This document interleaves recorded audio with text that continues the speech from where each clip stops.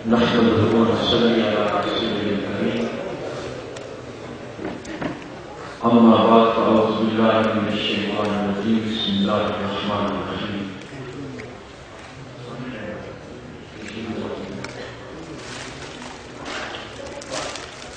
بسم الله الرحمن الرحيم ألم تجدك يتيما فآوى صدق اللہ العظیم. معزز حاضرین و سامعین، اللہ رب العزت کا شکر ہے اور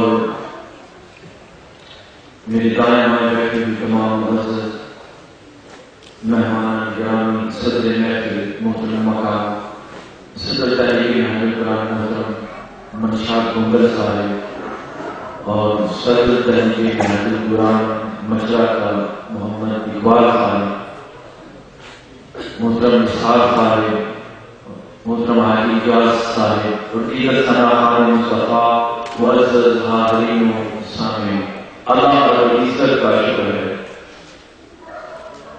کہ جس نے آدم علیہ السلام کے توسل سے ہمیں اپنی زندگی کے اندر ایک بار پھر ماہ میلاد النبی صلی اللہ علیہ وسلم عطا کی. ہم اللہ کے حضور جس قدر کی شکر ادا کریں اتنا کم ہے، اس لیے کہ کیوں شکر کم ہے کہ جس کے صدقے اس نے ساری کائنات کو پیدا کیا، ہمیں عالم انسانیت کو، عالم ملائکہ کو، عالم جنات کو، عالم نباتات کو، عالم انبیاء کو اور اس ساری کائنات کے وجود کو جس کی خاطر اس نے پیدا کیا، جب اس نے وہ ہمیں عطا کر دیا تو پھر اس سے بڑی اور نعمت کیا تھی کہ جس نعمت کے مل جانے پر ہم اس کے حضور سجدہ تشکر بجانا ہے. اس لیے اس نے سب سے بڑا انعام دیا تھا، سب سے بڑی نعمت عطا کر دی، اور وہ نعمت جو نعمت عظمیٰ ہے، جو ساری نعمتوں کی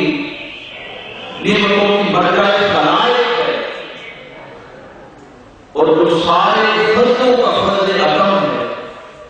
جب اس نے وہ ہمیں عطا کر دیا تو ہم اس پر کیوں نہ اس کی حضور شکر بجائیں اور یہ جھنڈیاں لگا کر جراباں کر کے اور اپنی محبت کے اثبات کے ساتھ، اپنی محبت کے احساسات کے ساتھ اور اپنے قلب و باطن کی محبت بھری احتیاط کے ساتھ اللہ کے حضور کا شکر بجانا. اس لیے اس نے ساری نعمتیں ہمیں عطا کی، مگر کسی نعمت پر اس نے ہمیں احسان نہیں بتایا. احسان میں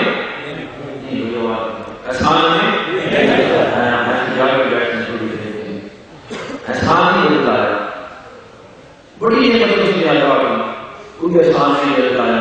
کیوں؟ اسے پتا ہے میری مخلوق کے میں نے پیدا کیا ہے تو میں ایک مالک ہوں، اور مالک اپنے ہمیشہ نوکروں کا خیال رکھتا ہے. اچھا مالک کو ہوتا ہے تو اپنے نوکروں کا، غلاموں کا خیال رکھتا ہے. اس نے بڑی نعمت ہمیں عطا کی، کسی نعمت کے مل جانے پر احسان نہیں کرتا ہے، مگر ایک نعمت ایسی تھی، ایک وجود ایسا تھا کہ جب وہ عطا کیا تو اس نے کہا کہ میں تو منع کرتا ہوں کہ لوگوں تم بھی احسان نہ تلایا کرو، تم بھی احسان نہ تلایا کرو. ہم تو بہت احسان تلاتے ہیں، اگر کوئی ہماری ذرا کی مدد کر دے، معاملہ کر دے کسی مشکل میں، اور پھر وہ اسے کہے کہ یار میرے کام آنا، اور وہ اس کے کام آئے تو اسے اپنا احسان دلا دے رہے تمہاری فلاں حالت نہیں، تمہیں کام پر لگایا، تمہاری شادی ہوئی، تمہاری مدد کی تھی، تم فلاں مشکل پریشانی میں تھے تو میں نے تمہیں تمہارے ساتھ احسان کیا. جب ہم ایسا احسان کرتے ہیں، جب بھلائی جتلاتے ہیں تو اللہ پاک نے ہمیں ایسے احسان کر کے جتلانے سے منع کیا. کسی کے ساتھ بھلائی کرو، احسان کرو،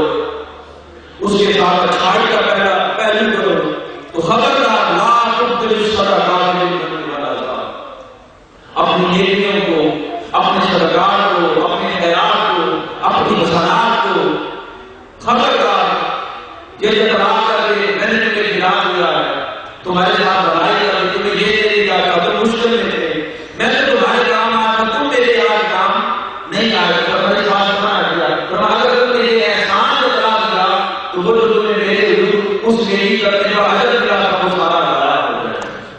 کیا ہو جائے گا؟ ضائع ہو جائے گا. تو ہمیں فرمایا کہ احسان نہ جتلایا کرو، ضائع ہو کر بیٹھو گے. تو وہ جو ہمیں احسان نہ جتلانے کا حکم دیتا ہے، اس نے ساری نعمتیں عطا کی جو احسان نہیں جتلایا، اس نے یہ احسان نہیں جتلایا. جب اس نے اپنا محبوب عطا کر دیا تو اس سے بھی نہ رہا گیا، اس سے بھی نہ رہا گیا. تو وہ جو نان احسان جتلانے کا حکم دیتا ہے، تو نان احسان جتلانے والے رب کو بھی احسان جتلانا پڑا اور کہا لقد من اللہ علی المؤمنین اذ بعث فیہم رسولا. ارے مومنوں، میں نے تم پر اپنا احسان کر دیا ہے کہ میں نے تمہیں اپنا محبوب عطا کیا.